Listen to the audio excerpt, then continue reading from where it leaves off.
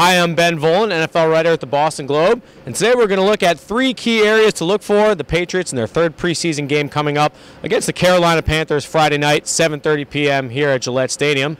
Number one, I think, is obviously the quarterback rotation. The third preseason game tells you everything you need to know about the Patriots' quarterback plans. Obviously, Tom Brady is planning on playing a lot on Friday night.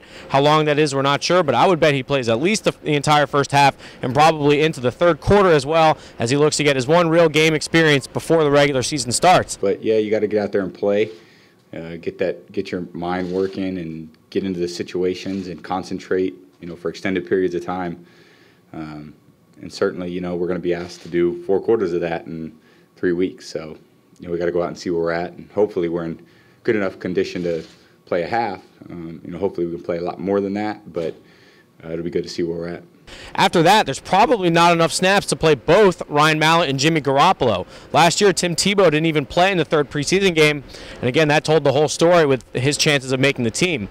Last week, Jimmy Garoppolo was the first quarterback off the bench, and then Ryan Mallett got the mop-up duty in the fourth quarter.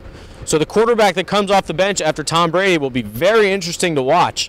If it's Jimmy Garoppolo, I'd be very worried if I were Ryan Mallett about making the roster this year. Now, the number 2 area to look at on Friday night, the offensive line combinations. There have been a few surprises this year. I've been very surprised that Dan Connolly seems to have ascended back into that starting center role ahead of Ryan Wendell, who the team re-signed to a 2-year deal this year, but it seems to be losing out to Dan Connolly in this race, and now Wendell might be out of a roster spot altogether. Where does Marcus Cannon fit into these plans? Is he going to be right guard, right tackle? Josh Klein, Jordan Devey?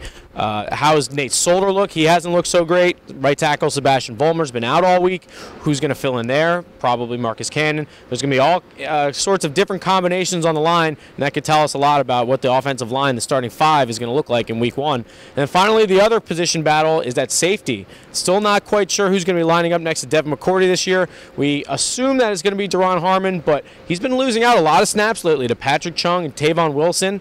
Again, it'll be very interesting to see who starts the game next to Devin McCourty, who gets the majority of the reps. I think that'll go a long way towards telling us who's going to be the starting strong safety this year. So that's it. I'm Ben Volin. Those are the 3 things to watch for Friday night against Carolina. Thanks for stopping by.